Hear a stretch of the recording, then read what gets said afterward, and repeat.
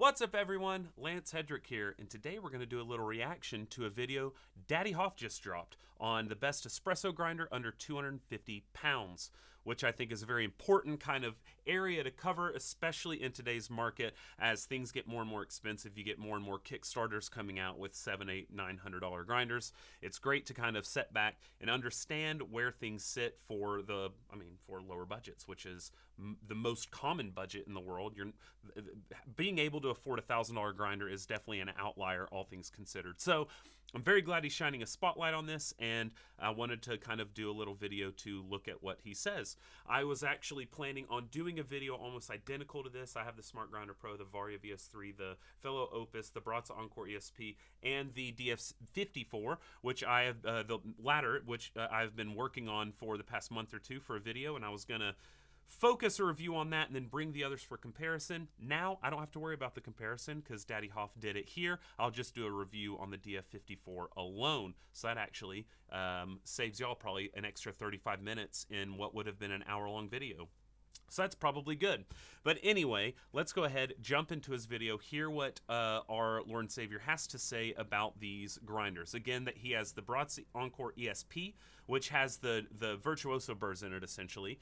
It's not the original Encore burrs. We have the Smart Espresso Pro, or the Smart Grinder Pro from Breville Sage, which has been pretty much unchanged for the past decade. There's been one little change, essentially, but we have the fellow Opus, which I've done a review on. We have the Varia VS3, which I've reviewed. We have the DF54, which I'm soon to review. The Encore I already reviewed. So anyway, I know all these grinders very extensively, and this should be a fun little watch. So let's have a little watch party together, and here we go. Today we're going to be looking at the best espresso grinder under 250 pounds. We've done the best espresso grinder under 500.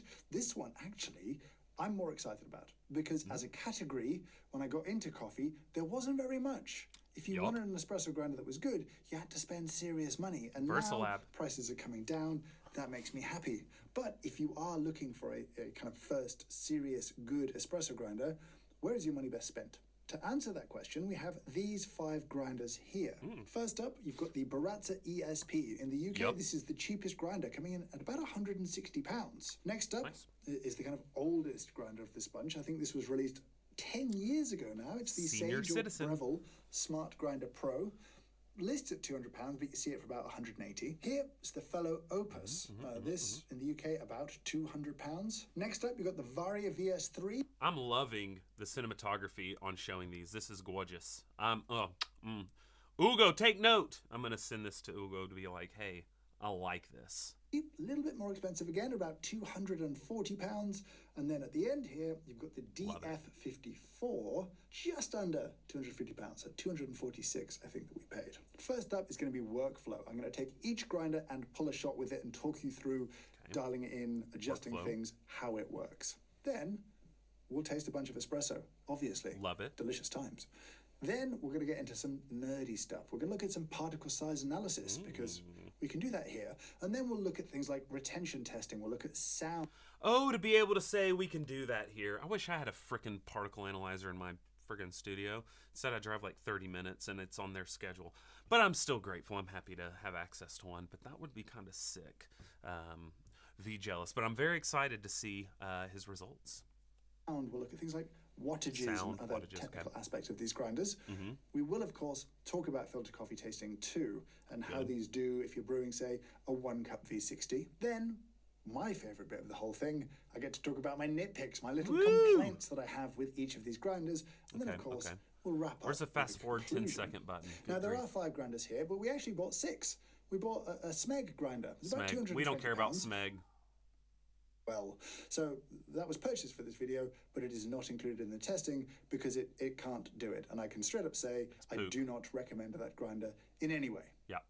Let's get on with some workflow testing. So first up, the Baratza Encore ESP. Let's see. Body-wise, it's pretty much identical to the Baratza Encore ESP. Just to say what I think, I really like it. I really enjoy the ring around the top where it has finer adjustments on the fine side, where it's smaller gaps in between each adjustment and bigger, coarser gaps between the coarser adjustments. There is some decent retention in it. The noise is not ideal, but I was very positive about it in my review. I think it does a fantastic job. And yeah, let's see what old Silver Fox says. the Baratza Encore, which was one of the kind of great entry-level filter coffee grinders for home.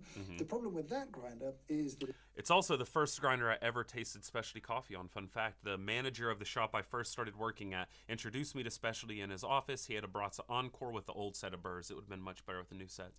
But yeah, we would sit there and we brewed a poop load of coffee back there. We would put like some of our tips in a jar if you wanted to participate, and he would take that money and buy it. Anyway, that's beside the point. But he would buy different coffees from all around the country, and that was how I really got into specialty. It couldn't grind fine enough and precisely enough for espresso.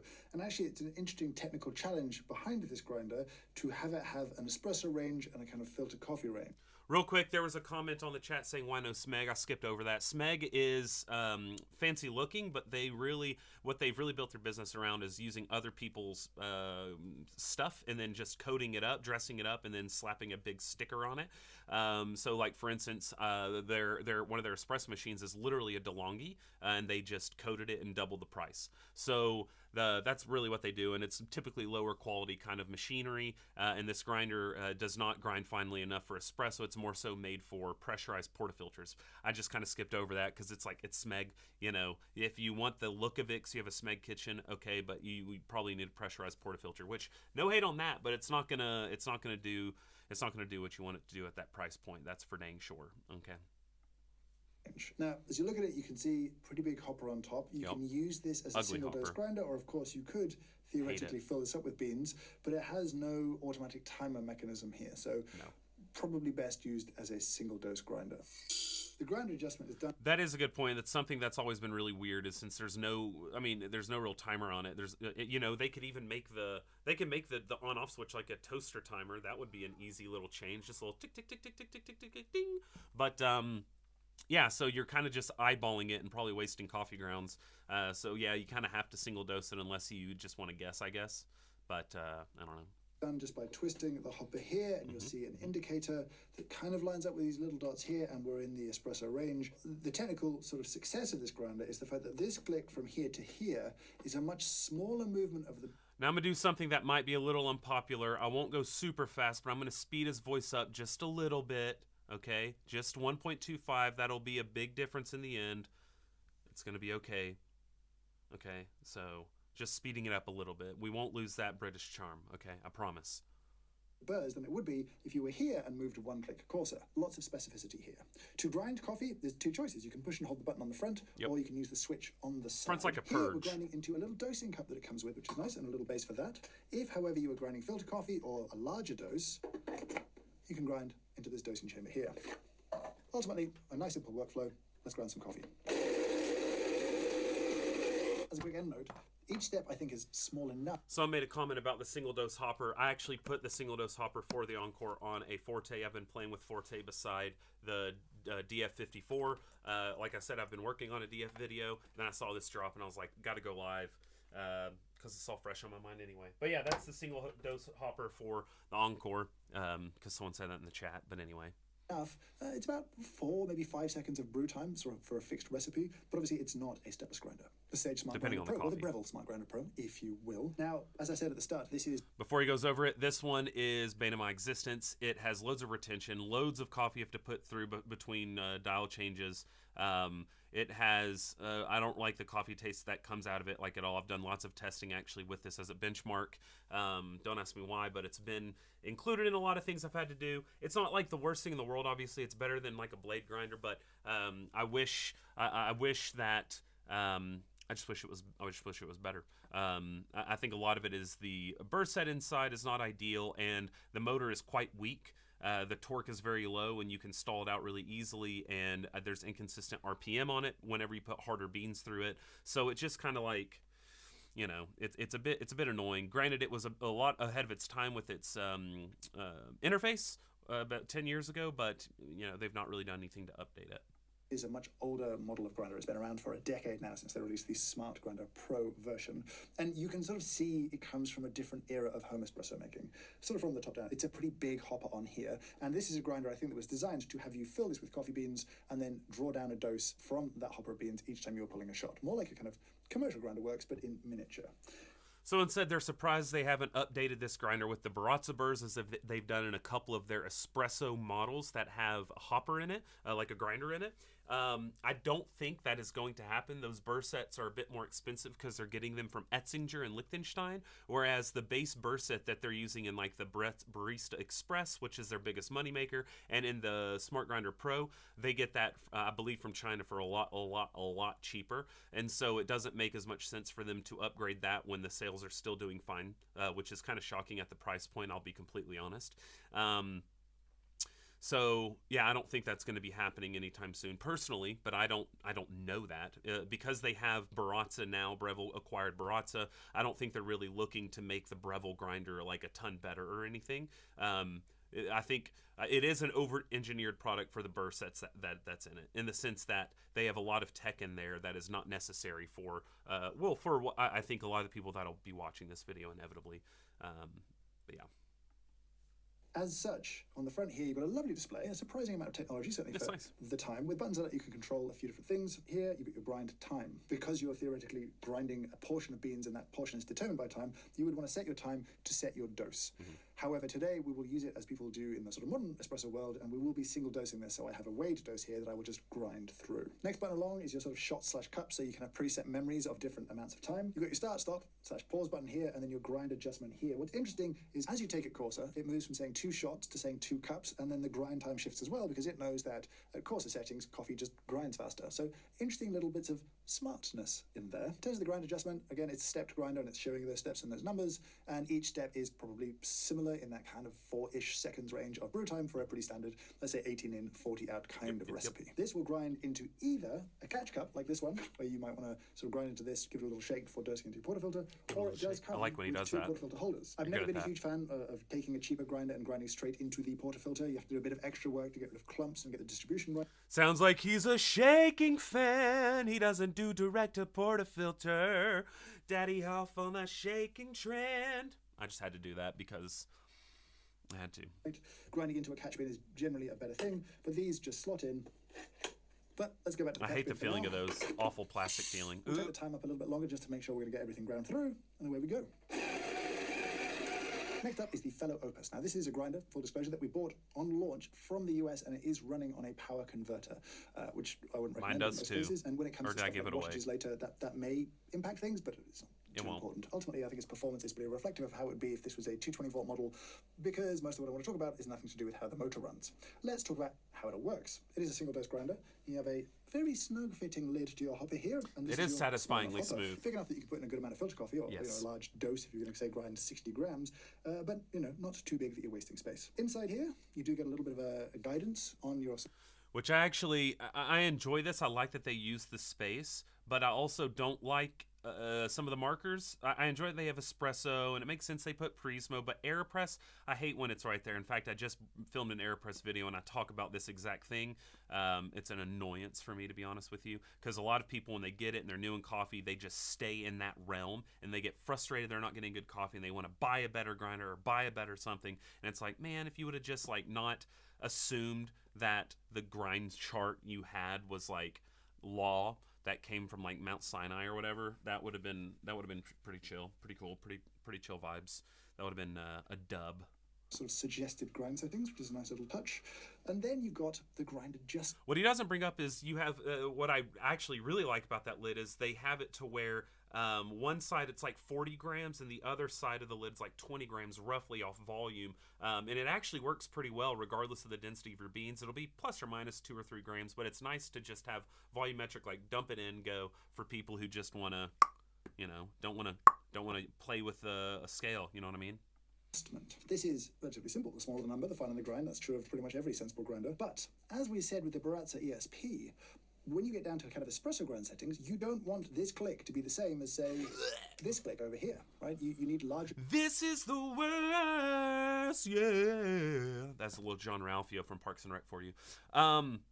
Yeah, the dialing on the Opus. I went over this obviously in my review. It's a little bare. It's a little toot. My biggest issue with it is like I know you pretty much have to single dose with an Opus, but if you do have beans left in there and you have to take the burr hopper out and do all this stuff, it's a bit annoying. And if you have messy beans or like you have darker beans where there is more retention, then every time you want to go in and change it, you have to make sure the burrs are kind of cleared out because you can't push it down if there's burrs kind of stuck underneath it. It gets a little stuck. It just gets a bit annoying. The perturbation is real. But it does make some pretty decent coffee. If you recall from my review, if you've seen it, 2 steps ahead. I don't know why I said that there. No, it doesn't matter. Clicks over here and smaller clicks down here. They've gone a different route here, which is if you take off the hopper, you have a second smaller kind of micro adjustment inside here where you would need to press this down and move it that little bit coarser or that little bit finer. It's an interesting 2-step solution, and it does sort of change the way that the sort of readings on the outside work as well, which may be slightly confusing at first. It takes a little bit of getting used to. The dosing cup here is an interesting thing. It's a pretty big dosing cup, which you wouldn't necessarily want for espresso, so they have a lid with a smaller inner. Take this off and you can sort of see a bit more what I'm talking about there. I don't know why, but calling it an inner is a little funny to me. A smaller inner. Okay, sorry. So you grind into this for espresso, and then it's designed to fit nicely on a traditional kind of portafilter. If you don't want to do that, you can take this off and just put on. Yeah, someone just said he made taking off the hopper look way easier than it is. Yeah, I noticed that too. It was just like, next thing you know, oh, it's off. He had to have loosened it. It's like when someone can't get a pickle jar lid off, and then the next person's, I loosened it. He probably loosened it. A little cheater. On a normal lid, and you can grind much more coffee much more easily there. So nice flexibility. He's been working in out. That. As you can see underneath here, little magnet to keep the catch cup in place, and then you've got one button, simplicity. So if you push it once, it will run for about 30 seconds. If you push it twice, so tap tap, it'll run for 60 seconds. If you go tap tap tap, it'll run for 90, and if you push and hold it, it will run for 120 seconds. Most of the time, 30 seconds is fine. For a brow. One final note on this, as we throw this in here. This is such a snug-fitting lid to the hopper that you can use it as a bellow system. So when you grind coffee, you sort of can use it as a bellow system. What happens is it goes in and it creates that pressure. When you lift up, it'll suck some up as well, and it can kind of get messy. So it kind of works as a bellow system. It's better to do just a little whoop-ow on top of the whole thing, and you're going to get that retention as out as you're going to get it. But the chaff, it wants to play like reverse vacuum games. It's a little snoosey toot. I don't know what that means. So now that we're done grinding, I can kind of bellows it out. So the Varia VS3 Gen 2. Someone said James Buffman, and I love that. Oh, pulling that pickle jar lid off, James Buffman. To a substantial, chunky, quite weighty or metal body. It's one of the heavier grinders here. You see on top, lid, and then our bellows, and then of course your little anti-popcorning disc as well. Pop you back. Obviously this is designed as a single dose grinder. Grind adjustment is done by twisting this piece here, I guess the funnel, or it's not quite part of the hopper, but this will control your grind settings more than I'm going to find on the grind. It is stepless, and there's a little indicator ring here. I like the build of the Varia. It feels pretty nice. The look of it's fine. It's very sleek. It feels nice and heavy. I like the stepless adjustment. I hate the bellows. Bellows are always ugly, but you know they're kind of necessary with a lot of these things. I was not a big fan of the Varia when I had it. Curious to hear what all he says about it though. And I love his was it Fritz, the Fritz sweater he has on, or long sleeve shirt. I can't tell the thickness of that, but just a little side note, I love that. Their branding is sick. They're out of South Korea if anyone's curious. Here, one nice touch, it does come with this, a little tiny spray bottle. So you can spray a little bit of water on the beans. It's called the Ross Droplet technique. I have made a whole video about this if you want to go deep into the science. So I shall do as I'm, I suppose, suggested to do. And then lid off. We'll go for a hot start. Ooh, hot. I like that sage-colored dosing so the catch cup thing he comes has. with a little one like this, which is held in place via a magnet, which is always a nice touch. So here's the DF54. It's the odd one out today because it has a flat set of 54mm burrs. So well, I guess I'll save all of my real thoughts for the video, but DF54, a lot ergonomically, we're talking DF64, right? I mean, it's decent ergonomics. The retention's not the greatest. The ionizer doesn't work as well as intended, but it's still not bad. You know, it does a good job. I still don't think you need to do RDT. Just need to like make sure you're cleaning that junk out. But yeah, it does well. It's if you're okay with bellows and you know the look of the DF64, then 54 is probably chill with you. But we'll talk more about taste when he gets to taste, eh? inside, as opposed to a 38 to 40mm conical burr set. In cheaper grinders, you tend to see conical burrs because conical burrs need a cheaper motor or don't need as an expensive or as a powerful motor as flat burrs do. They'll turn more easily, they'll break beans more easily. Flat burrs tend to require bigger, juicier motors and therefore cost more. So seeing a flat burr grinder at this kind of price point is definitely interesting. In terms of build, very solid. Very good point. That is very interesting. Yes, it is very, very exciting to see a flat burr at this price point. You know, used to people were looking at like the Baratza Varia, which was like I think it used to be like 425 or something. Now it's up to like 600 or something. Of course, you know, times change. Baratza's been around for a while, so it's not like they've made that massive price jump in just a couple of years, but it's really exciting to see a flat burr grinder this cheap, especially one that is there we are. Especially one that is built decently like the DFs are. The obvious issue here is you don't have any potential for, well, okay, I say no potential for customer support. I know in the US, I know that Espresso outlet does a good job with support. I can't speak for like Me Coffee or the other ones, though I assume they got to have some decent support because honestly, they're just kind of reselling things. They should be able to spend all their time doing customer support. Because honestly, they're not doing the R&D, they're not doing the developing or the manufacturing. They're reselling. So I would imagine they've got to have some pretty good customer support. But anyway, yes, Ditting burrs do fit. I've been playing with them already, but there you go. Ditting burrs in the DF54. Someone asked in the chat, do the Ditting burrs fit? And I thought I'd go ahead and change it on camera for you. So this is the top of a DF54. There you have the Ditting steel, and they work lovely. Uh-oh, scheisse. I didn't put the gasket on there. Whatever. It's the lovely, it's the na-na-na-na-na.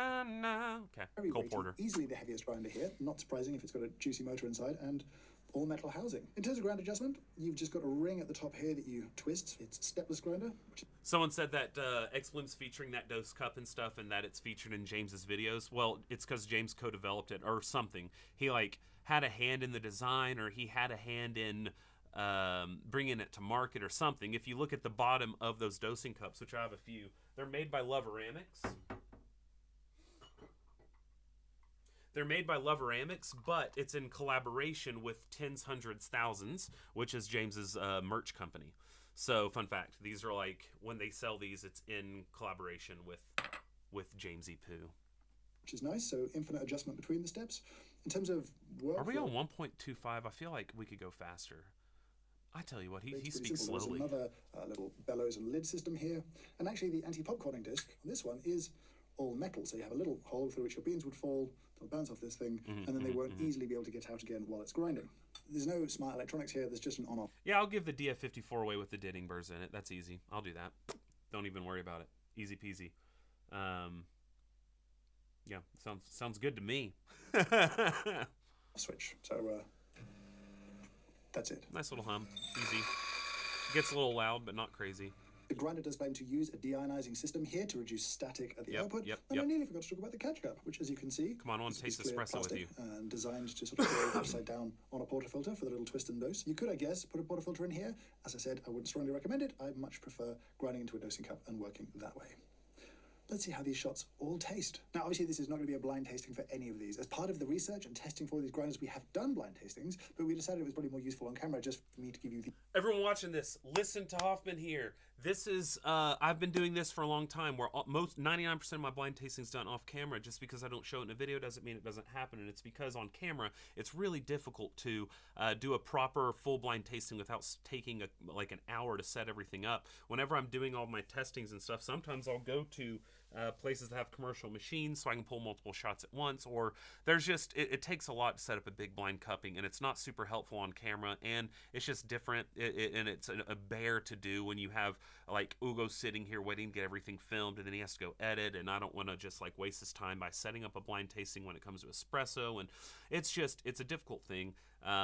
So, you know, my whole thing is you either trust, like, I feel like you can trust someone just as much if that they're tasting off camera and saying they are, as you can them saying they're tasting blindly on camera, because you can fake a blind cupping on camera very easily, just as easily as you can fake one off camera. So if your fear is that they're lying to you, well, then why would you believe a live blind cupping anyway? Anyway, that's just something I want to note. I know that there have been people who have lied in blind cuppings on videos because I've been there and seen it. And so it's like you either trust the person or you don't. And so I came to the conclusion of like, I'm not going to waste my time setting up these insane blind cuppings when I've already done a ton of them off camera in preparation for this. I'm going to present my conclusions, present the data where applicable, and just taste and talk. So anyway, I think he does the Encore first before he goes. Encore, in my video, I said it had nice clarity. It wasn't as big of a creamy shot as like people think with cones. But I've always dissed the cone flat dichotomy. I don't think it's as cut and dry as people think it is, and I think the Baratza does really nice espresso at that price point. It performs incredibly well. Essentially, I think the Baratza cones are great. The summary of my experience as I taste this shot.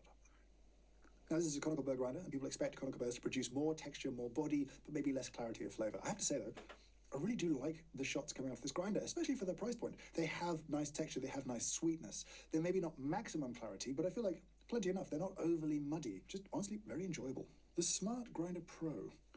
This one I'm not as big of a fan of. I think it has dryness very often, like a stringent finish. It seems like those beans were mashed like with a freaking, like a little stone and mortar, pestle and mortar kind of thing. I do think it gives you more body and more like bitterness. You know, that potentially is a positive for a lot of people than something like the Encore, but they're definitely diametrically opposed.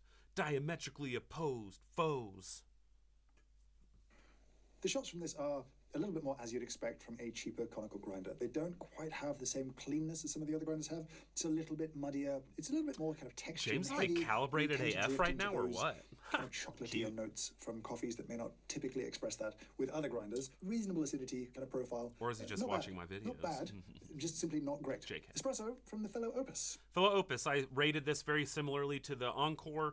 Does great job on clarity, great job on acidity presentation, good sweetness. Again, like the Encore, it's not giving you that, you know, stereotypical chocolatey thick coating mouthfeel, but it does a really nice job, and it's pretty incisive. It's very, you know, cuts through like a knife. Espresso from this grinder, and actually from the ESP as well, has been a good reminder of me not to have a closed mind about conical burr grinders that are a little bit cheaper in terms of cup quality. Both of them kind of taste more like flat burrs, or the flat burr style you might expect. I do want to address something real quick before he continues to agree with me on things I've said in past videos. Confirmation bias is a little B, isn't it? Anyway, someone said, as someone with a Smart Grinder Pro, it's okay at best. Like, I would not consider it a waste of money, especially if you got it like 3 years ago, but I would not buy it now. I don't want to sound like I'm saying you must go upgrade if you have a Smart Grinder Pro to anyone watching. It is not a terrible grinder in any stretch of the term. It is just a very different grinder to what my biases tend to present as the better grinders, right? So someone may absolutely, in fact, I know of people who prefer the Smart Grinder Pro to like the Encore and the Opus. I did, when I was doing some benchmarking on developing some grinder tech, I did shots from the Encore, the Opus, and the Smart Grinder Pro and something else, and had people tasting, and there was one guy who consistently chose the Smart Grinder Pro. Taste is so subjective. You can like what you like. My biggest issue objectively with the Smart Grinder Pro is if you do want to do lighter roasts, the torque just isn't there, and you can absolutely mess up the grinder.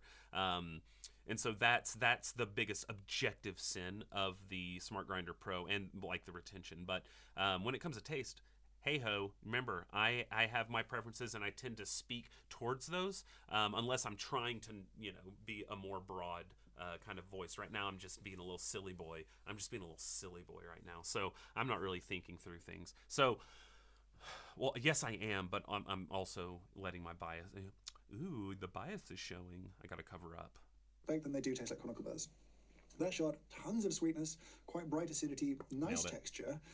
Really, very enjoyable. I don't really have a lot of complaints about the shots that I've had from the Opus. Often I've become, in blind tastings, not entirely sure which is, this or the DF, which is obviously the flat burr. I would say I have been impressed by this and also the ESP. I could see that being sort of similar to the DF. Yeah. It becomes a whole different story when you put the Dittings in the DF, though. Then it's like there's no comparison whatsoever. It's pretty wild and dramatic, the difference when you throw the DFs or the Dittings into the DF54. But he's doing stock, of course, as he should. And I would say that's a pretty accurate statement. I think a lot of people would be hard pressed to choose. And people who are not tasting espressos all the time, like Hoffmann and I think people would be hard pressed to choose between the Encore, the Opus, and the DF54 if all dialed in very similarly. ESP has conical burr espressos, having nice clarity, brightness, sweetness, all of those good things. Espresso from the Varia VS3. Varia VS3, a lot of people were talking about how clear and how incredible it was, and there are sometimes I got that with some coffees, but for the most part it just tasted like an old school kind of cone burr grinder, kind of like the Smart Grinder Pro in a way. I was never super impressed by it, and which is, it's fascinating because I was just at a cafe in Belgium, and I ordered a Panama Esmeralda Gesha, which that was a $15 pour over, and they ground it on a Varia, and I was like, it may have had, I know that they now have like some different burrs in it that are supposed to be like lower fines or something, but even still, with the design of the grinder and how it, I don't know, I've just not really had great experience on taste with the Varia. I think it did an okay job at the price point, but with the inconsistency in flavor and the reports of even failures with the second generation of them, which I've seen online, I've not experienced myself. I've only experienced failure with the first gen. It just makes it a little difficult for me to swallow the price for that when you could get something like a DF54 or a Baratza Encore with the U.S. Customer service or the fellow Opus or whatever it might be. It makes it a little difficult. Does this make people want to watch me more if I sound a little bit British? Is this like Hoffmann's British accent? I'm sorry. I've had way too much coffee today and not nearly enough food. Okay, let's continue. This has always been a classic conical burr style shot. Very heavy, much more in the kind of bassier notes. It is a muddier shot. It lacks the clarity of the other grinders here. If you like those kind of chocolatier, kind of bassier styles of espresso, this may well appeal to you. Like, the texture is pretty good. It's thick, it's pretty rich, but for me and my own biases, I just want a bit more clarity of flavor, a bit more explicit sweetness, and a little bit less muddiness. Money in the bank. Espressos, to be honest, thankfully, it's the DF54. Thankfully. Shots from the DF54 have been the most classically flat burr styled shots, where you have medium body, really nice sweetness, tons of clarity comparatively, maybe not compared to some very fancy grinders, but for this group here, the most clarity. Nice acidity, can be a little bit higher sometimes, but not in an unpleasant way at all. For me and my style of espresso, the things that I like to drink, I have really enjoyed the shots from the DF54. It has been, probably, if I'm honest, my favorite of the espressos from this collection. Not by a lot. I will say, those two conicals, the Opus and the ESP, the Baratza, are pretty close to this. This, for me, does just edge it out, though. I've just enjoyed it a little bit more, that extra clarity, that little extra bump of sweetness. Now we'll get into some of the nitty-gritty, some of the detail. All right, well, that was impressive. Everything that I've said in the past about those grinders, it aligns pretty much with what he said here, so that's pretty neato burrito. So, calibration on point, that's kind of fun. But yeah, let's see what he has on particle size distribution, and I might try. We're taking pretty long. This is a long video he posted. He went real hardcore Lance style in this video with 38 men. So I'm gonna try to kind of fast forward through some of this stuff because inevitably I'll have stuff to say. But I'm gonna imagine with PSDs. I'm gonna imagine that. Let's see. I'm sure he'll do. Actually, I don't know what I'll measure. I'm sure he'll do espresso because it's an espresso video. Who knows if he'll do filter? But for espresso,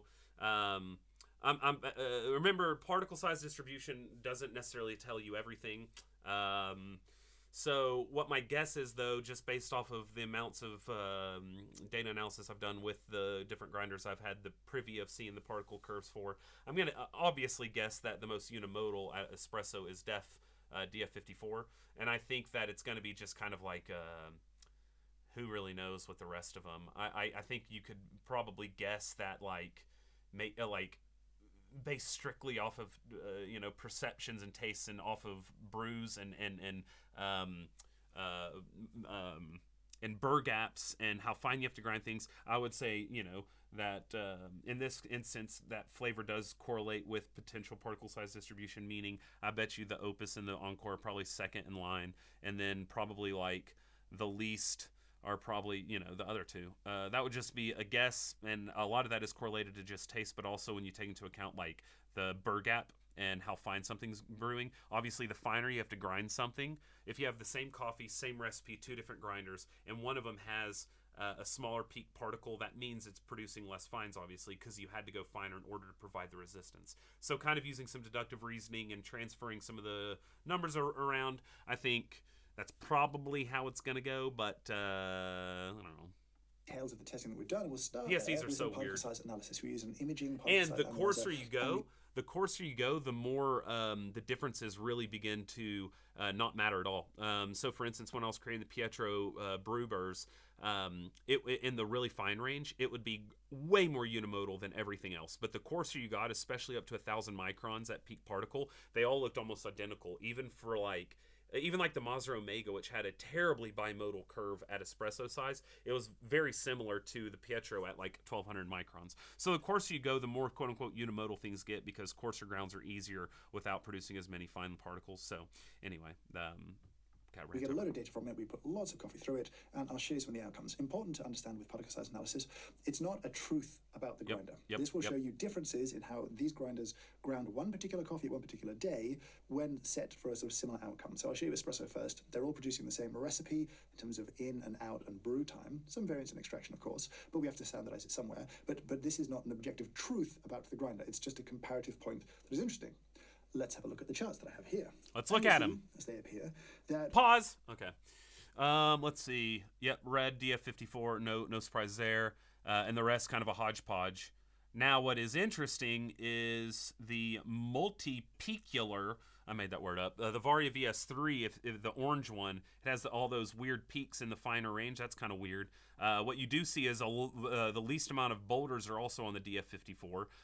Cone burrs are just erratic. You see the wider particle peak. You see more boulders. You see extending further out. But what you can see is, with this being dialed into espresso, what you see is a much more fine particle peak on the DF54 because it's producing less resistance from fines themselves. That's why, like, if you sift out fines or whatever and you remove it, you'll have to grind so much finer in order to get your pressure up if you're wanting to hit like 9 bar or something in espresso. So that can kind of tell you with that peak particle. The largest peak particle seems to be the Smart Grinder Pro. Wait, I can't tell the colors here. The Smart Grinder Pro green. Yeah, Baratza Encore actually has the coarsest peak particle, which likely means it's producing, I can't really tell. It's hard to say because it's too much of I wouldn't put any credence into some of this because it also depends on the fraction of fines and the fraction of boulders on how all this is working. It does seem that the most boulders are created in the Encore though, which but again, I think that's probably saying too much with the data with just this chart. This is not the greatest chart in the world to say much on. All of the conical grinders grind in a very similar way. And all right, I'm just going to skip forward. And we'll explain perhaps understand that there are real limitations. Filter, to what nice. You can discern. Okay. Yeah, filter. Everything kind of evens out there. You know, arguably you can talk about the DF54 and what's green. I can't tell from here. You can argue that maybe they have a bit more unimodality at that area, but even the DF kind of has some weird spikes there close to the top. You could look down at the fines and be like, oh, there's more wobbly with blue or red or whatever, but there's not much you can really say, especially with this graphing. I would like to see this in different types of graphs, but from this at least, there's not much to say. And this is a standard particle size by percentage of volume type of graph. There are loads of different ways to graph it, and you may see something else from those other ways.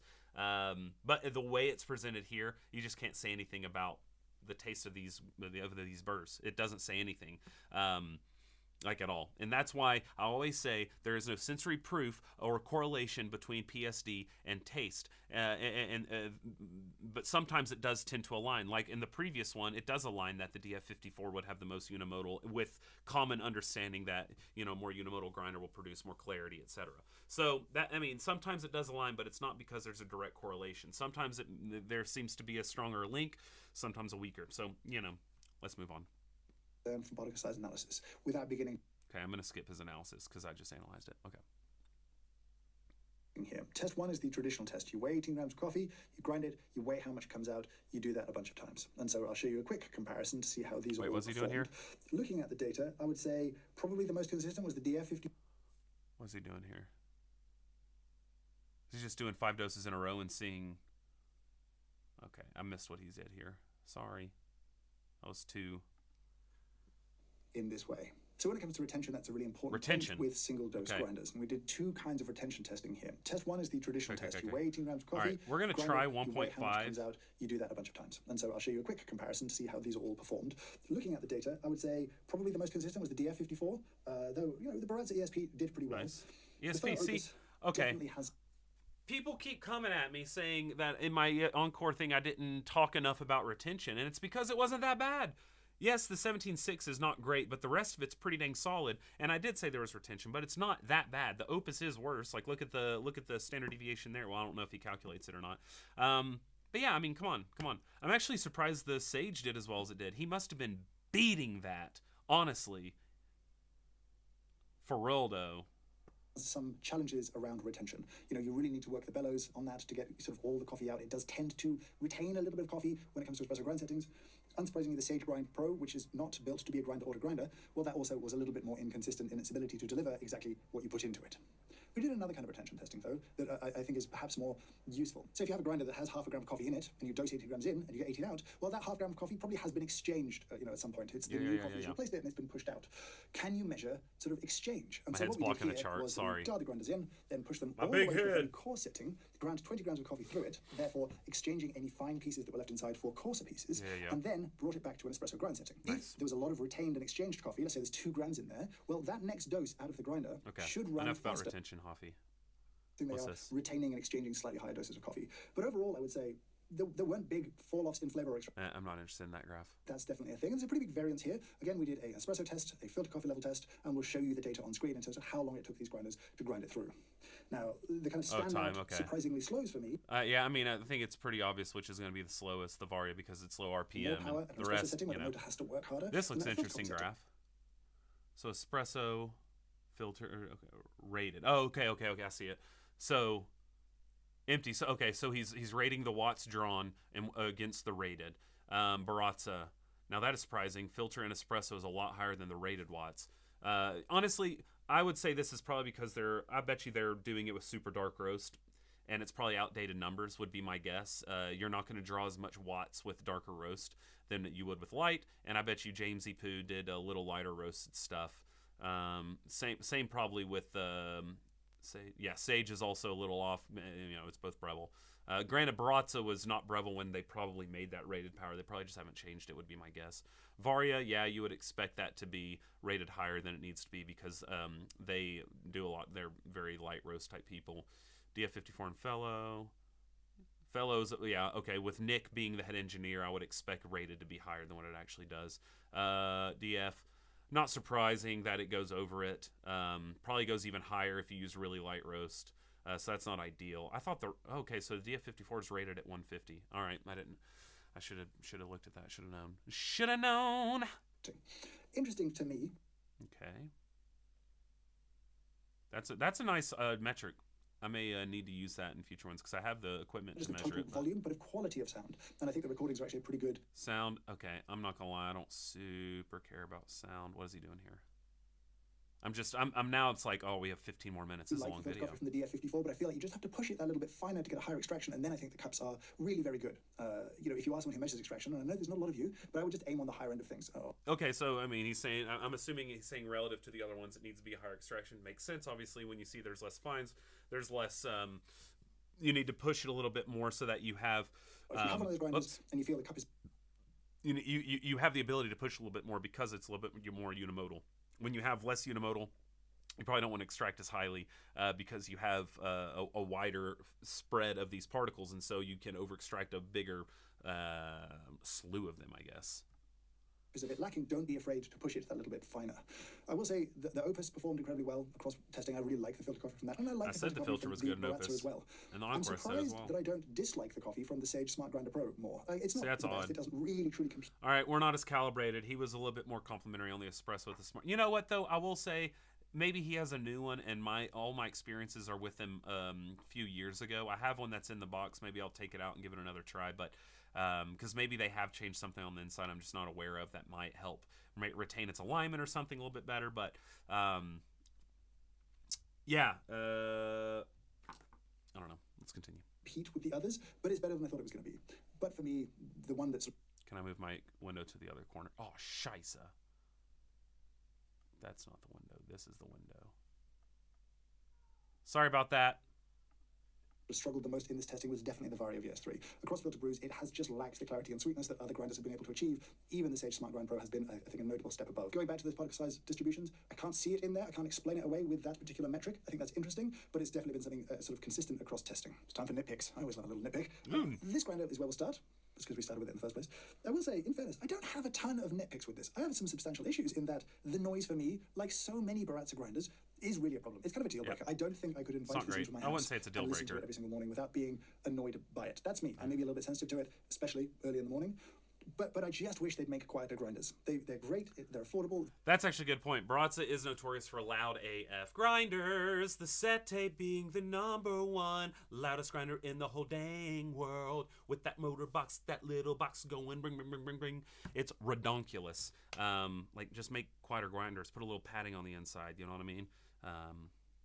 They perform well. I just wish they were a little bit quieter. I think they've done a pretty good job with the grind adjustment system. I love the I can't help but note that in a world of increasingly common stepless grinders, we're still working with steps here. And I'd love a little bit more control and precision here, just for sort of messing around a little bit. I don't really understand why there's a button on the front here. I mean, it's for uber beginners, though. But that's a purge button. That's it. I can't really complain about the build feeling a little bit light and plastic, but it gets a pass. It's 160 quid, which I think is kind of amazing. The Smart Grinder Pro perhaps gets a little bit of a pass for having been in the market for 10 years and having been a kind of pioneering but at the price option point, for people who have this kind of price point. I think that's a point. good thing and a laudable thing. But in comparison to the other grinders here today, there's a few things we should talk about. Styling-wise, fit, finish, feels a little bit cheap, not horrific, but that little bit plastic here.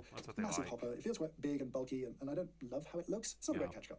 It's just not that great to work with. It's really big and weird sized. It has this funny lid thing that lets you close the hole and stuff. In terms of other performance, the retention is an issue. It's just not built to do grind to order, and so that's kind of on me for using it wrong. But it is quite hard work to sort of give it a bit of a thump and get all the coffee out if you are trying to single dose with it. As a final complaint, they actually have that little hole there because you line it up with the hole and you can pre-grind a lot of coffee and close it off, and then you can just kind of dose it in. I mean, it's made for the uber beginner. That's what it's made for. Doesn't mean you can't use it if you're not a beginner, but that's what it is made for, and that's why they have made the decisions they have with it. I've not really covered it very much because it doesn't really belong in these lineups because it's not a prosumer machine. And honestly, neither is really the Opus or the Encore. They're not really attempting to hit that market as hard. Well, I guess Encore is kind of now. And I guess Opus sort of wants to because it's their only espresso forward grinder. But the Smart Grinder Pro is definitely a different type of attempt to target market, if that makes sense. When you're giving people something like a catch cup that can hold ground coffee for days, that's a little different. It has a pretty good range of grind settings, but we actually found it couldn't quite go coarse enough without making a second adjustment. Your primary grind adjustment is down here on the grind adjustment dial. There's another way to adjust it by taking off the hopper, accessing the burr, and adjusting the kind of burr ring. That will give you a bit more range. That's not a great experience. And so I kind of wish they'd just given me a little bit more range on the coarse end, assuming that I wanted the fine end to be good for espresso. For its flaws and its failures, it's been a good value option for a long time, and I'm glad it's been around. The Opus. I have to say, while it looks nice, the plastic on it does feel that was little one of my bit too big cheap for me critiques for this price point, especially with some of the other comparative options out there. Now, it's like they made the fellow ode so nice with all that metal, nice and heavy, hoisting, heavy, juicy, and then it's like the ode comes out and it's like little plastic little little thin sheets of plastic. It's like, what's going on, you know? You've seen any review of the Opus grinder before. This one, you'll have seen people complain about the grind adjustment. It's a really strange decision. It's not a particularly intuitive one. Baratza in the past have done like 2 rings that you adjust, you know, a coarser adjustment and a finer adjustment. Something like that would have been nice. But the idea that you have to take off a hopper, awkwardly press and adjust a grind setting inside it like that, that's one of the 2 big headaches for me with this grinder. The other one really is retention. Like it is annoying to fight this grinder to get the coffee back out of it again. And I really like the coffee that it makes. I was impressed by that. And that made these other 2 frustrations doubly annoying. You know what I mean? I just want it to be great. If it was more intuitive to use, if it didn't retain coffee, I'd forgive the build in a heartbeat. I just wouldn't think about it. I'd be like, this is a great grinder for the money. But those 2 things are frustrating. In addition, I like the idea that you have this solution for dosing into the portafilter. I have reasonably large hands. I find holding this to dose a portafilter a little bit uncomfortable. I just don't really want to do that. I'd be much happier just with this. If you gave me this, I would be fine. But this doesn't have the nice little magnets. It doesn't sit nicely underneath. So I kind of wish that I either had a dosing cup or an espresso dosing cup and not a kind of amalgam of the 2. It works well. I have no real complaints about its actual function as a dosing cup, but it's just not hugely ergonomic to hold, even if you've got very large hands. A quick positive and a quick negative to wrap up. I don't like bellows on most grinders. I feel ridiculous doing it. It feels like sort of squeezing a clown nose. I don't like it. This flush-fitting hopper, as a bellows, doesn't offend me because it looks nice and it's invisible. It's not the best to use, but it works. I really don't mind it. It's not explicitly sort of sold as such, I guess. The downside is that you can see on the inside of here what looks like just wear and tear from mild usage as bellows, and so I'm kind of confused. Am I supposed to use it for that? Which clearly works well because I clearly need something to help me with the retention of this grinder. But if it is that, why is it causing such wear on the inside of the hopper? That's just, for me, I don't quite get it. The Varia VS3. I'm afraid it's going to have a little bit of a longer section on nitpicking because it's got a few issues. Start with the lighter stuff. No pun intended. James coming hard. Because actually this gets dirty really quickly. You know, it's messy enough that it really, really shows. And so for me, probably would recommend the black color. I will say, the first time I got this out of the box, I was excited because the build on it is so substantial and so solid that I was like, wow, they've really put money and effort into this grinder. It's weighty, it's solid, it's metal bodied. That was a good thing. It felt like it was going to last. Now, there were a bunch of issues with longevity on the first issue of the Varia, and I'm hopeful that they fixed most of those with this. I did not have an issue in my first gen, and I have not had an issue in my second gen with any sort of parts failures or anything like that. Its biggest single frustration for me is its inability to keep the grind that you set it at. At espresso settings, it's annoying. There's enough friction between the burrs that it starts to drag the grind setting away from where you set it. By grinding coffee, you cause the grinder to change its grind setting. That's not okay. That's not acceptable. That's a very frustrating user experience to have. This is not a sort of uncommon issue either. If you look online, other people are experiencing this too, and there aren't really much offered in the way of solutions. It can be, don't use as much lube. If you look online, that means James is always watching. Guys, watch what you say online. James is watching, okay? He sees other people complaining about the Varia. That's a pretty niche thing to find. Be careful. He's always watching. You better watch out. You better not cry. Better not pout, I'm telling you why. Daddy Hoff is coming to town. On the threading so that it moves in a more difficult way, like there's more friction on this movement. Other grinders have fixed this. Other grinders do not have this problem. They have stepless adjustments that don't shift during grinding. I've seen other grinders that do have this issue, but it really shouldn't be there. It's a fundamental problem, and I think it's really not good. This, in addition, the that thing's annoying as heck. Does a really good job of stopping coffee getting into the burrs, which is frustrating. So there's no way I would ever grind coffee through. Let's skip through the Vario. I do not like the noisiest grinder, probably the quietest of the grinders, and that should be acknowledged. And this is one last complaint. This is the power brick. Yeah, the power brick's now, annoying. The good news is, in theory, this is transforming it into DC power, so you could switch this cable out and you could run this grinder all over the world and it would work fine. You just have to change that little cable feeding this. But this is a lot to house on your kitchen worktop. If you want to plug your grinder in right by where it is, you've got to find a home for this. There's no way around it. The DF54 is a fascinating little grinder. It's quite unusual. If I think back to the best grinders under £500, one of the grinders there was the X54, a 54mm grinder, pretty much twice the price from Melkoenig. Ooh! Before he says anything, I love that he brings this up because I'm going to bring this up as well. I actually prefer the cups and the workflow experience from the DF54 than the Melkoenig X54, and it's like a third of the price. Yes, that's true. Oh, it looks like my clock tattoo's like an extension of my mustache. Look at that. That'd be pretty baller. Okay. And this, half that price, is a substantially better grinder. It's better built, it's better performing. It doesn't have the bells and whistles, but that's kind of charming for me. It's a very simple thing, and I think that's okay. Couple of issues. One, again, yes, it has a good anti-popcorning disc, but two, I still don't like bellows. I just don't enjoy that experience.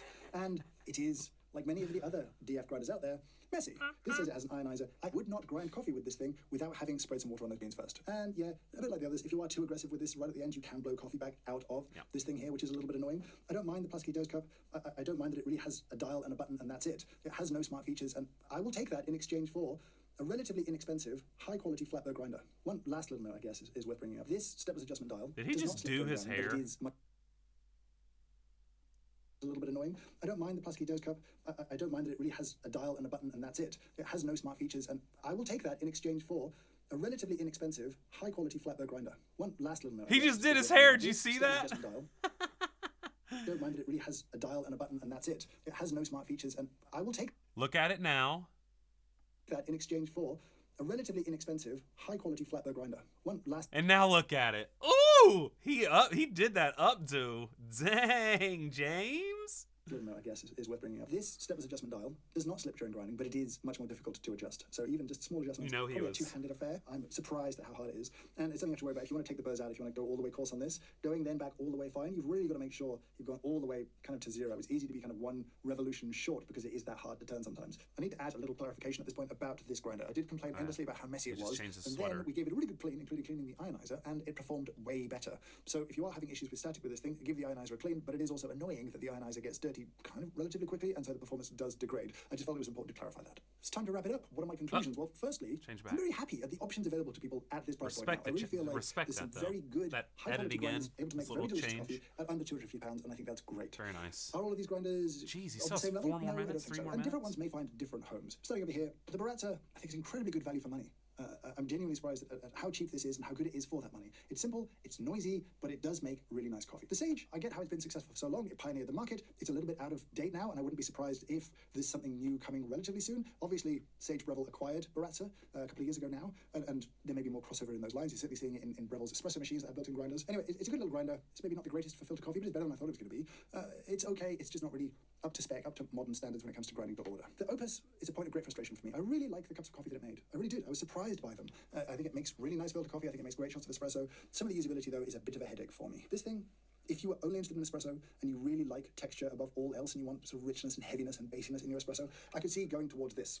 I can see some people getting not annoyed, but maybe a little ruffled feathers. I'm glad I'm not the only one ruffling feathers here as of late, because there are a lot of people who enjoy really light roasts that sing the praises of the Varia for clarity and whatnot. So I'm just curious if there's going to be a little bit of a James doesn't know how to taste, which just isn't true. But I don't know. I just find that a little funny. He's coming out with a little hot take. HOTTAKE. James is coming out with a little bit of hot take. There are a bunch of issues with it, and I hope they continue to iterate and improve upon it. I like the build, I like the design, I like a lot about it. It just needs to hold its grind setting and maybe get rid of the giant power brick. Those kind of things would make it a bit more of a contender for me. As someone like me who likes flat burr style coffee, this is an incredibly good value offering, I think. For a 54ml burr set, you don't have a ton of burr options out there, but it's built solidly, it works well. I like the cups of coffee that it makes. It's a simple grinder. If you don't pay attention, it's very messy, but a quick spritz before you grind is not the end of the world, and I would take that as a compromise to get the cup quality that I get from this thing. It's not perfect, but it is really pretty good, and if you're interested in a flat burr grinder, then I think it's a great... You're not looking for perfection at 250 quid, my friend, you know? And you know that, James. I think he's just like... I think he really does like the grinder, and he doesn't want to have people put words in his mouth whenever there are obvious downfalls of it because it's a 250 quid grinder. But I mean, from what I'm taking from what he's saying, I made the video on the Opus and on the Encore ESP, and I said I really like the cups from the Opus. They do a great job, but when it's all said and done, give me the Encore. It's less faffing around, and it's giving you similar quality cups of coffee. Smart Grinder Pro, outdated. I don't really even do much with it. Varia, it's a difficult thing. I didn't give it a glowing review there, but is what it is. DF54, yet to be seen what all I say about it, but let's just say Daddy Hoff and I have been pretty calibrated with this video. You know what I'm saying? Great starting point on flatbed grinding at home. I'm impressed by this, I think, in many ways. It's not head and shoulders above everything else, but it is a little bit more aligned to my coffee preferences, and that's how I should explain these things. But these two here, most definitely worthy of consideration. And you want to pay attention to things like customer sales and support, where you are in the world. You want to make sure that if something goes wrong, you can get it fixed, and that may rule out a grinder like this and rule in one of these grinders here. But now I want to hear from you. Do you own one of these grinders? Have I been overly harsh? Have I been too... All right, well, that was fun. I want to thank James for making a video, putting a little, look at me. Get out of here, James! Just me now, me and the peeps. want to thank James for that video. It's great to put a highlight on that like he did with that cheap hand grinder a while back. I think it's going to hopefully cause some commotion. Every time you post something, there's always a little commotion, so I'm excited about that. Yeah, it was cool watching that because, like I said, those are all thoughts that I've most of those I've shared in the past, and so it's validating to see some of the PSDs, which I have definitely speculated about because I'm not one to shy away from speculation. And yeah, I think it was a good video. I think everything he said was pretty much, of course it's right, because that's stuff I've said before, so Robert De Niro face. But yeah, I think that's about it. Let's see if there's any final things. Lance, do you own one of these grinders? LOL. Let's say all of them. But yeah, anyway, thanks to the chat for hanging out. If you're interested in people in the future watching this video, if you're interested in hanging out in the chat and for these live videos, it's accessible through my Patreon. But thank you very much. And yeah, I think that's about it. I think that's it for now. So if you want to watch more of me ranting, I have some other unfiltered lives that I've done on here. And then I have my whole channel of long videos that are much more pretty and edited than this because Ugo Frasch is my lovely videographer and life coach and therapist and yeah, I think that's all. All right, love you all.